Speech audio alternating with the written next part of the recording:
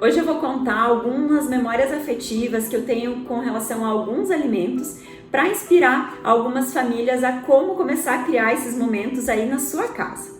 Então, uma das memórias que eu tenho é em relação à melancia e o melão, aquele bem comum que tem um cheiro bem característico, sabe? A minha família é uma família que morava no interior, então a gente cultivava muitas coisas. E uma delas que cultivava era a melancia e o melão.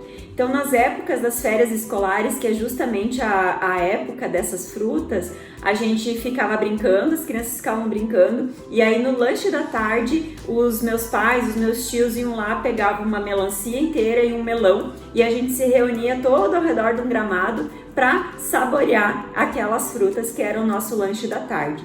E aquele momento era um momento muito divertido, porque estávamos todos reunidos, conversando, brincando, dando risada e assim por diante. Outra memória afetiva é em relação a alguns legumes, e bem característico, assim, em relação principalmente ao caroço do repolho, também a casquinha de polenta. Por quê? Porque eu sou a filha mais nova, enquanto a minha mãe estava preparando o almoço, normalmente eu estava ali perto dela, dizendo que estava com fome, que queria comer alguma coisa. E para não estragar, entre aspas, né, a minha refeição do almoço, a minha mãe me dava alguma coisinha para mim ir comendo. E normalmente quando ela estava preparando a salada, por exemplo, do repolho, ela cortava aquele talinho lá do meio do repolho e dava para mim comer. Assim como acontecia com as casquinhas da polenta e assim por diante.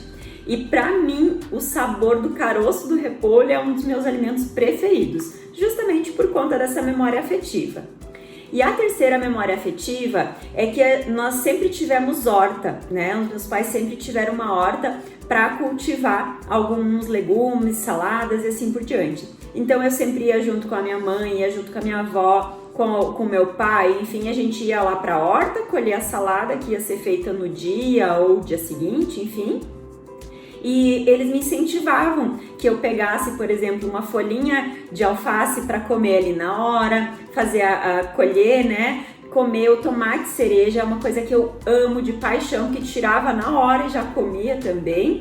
E também a cenoura, porque normalmente tirava ali da terra, era algo mágico naquele momento, né? Totalmente diferente, então só tirava a terra e ia comendo. Então esses, especificamente a alface, tomate cereja e a cenoura crua são também os meus alimentos preferidos por conta dessas memórias afetivas.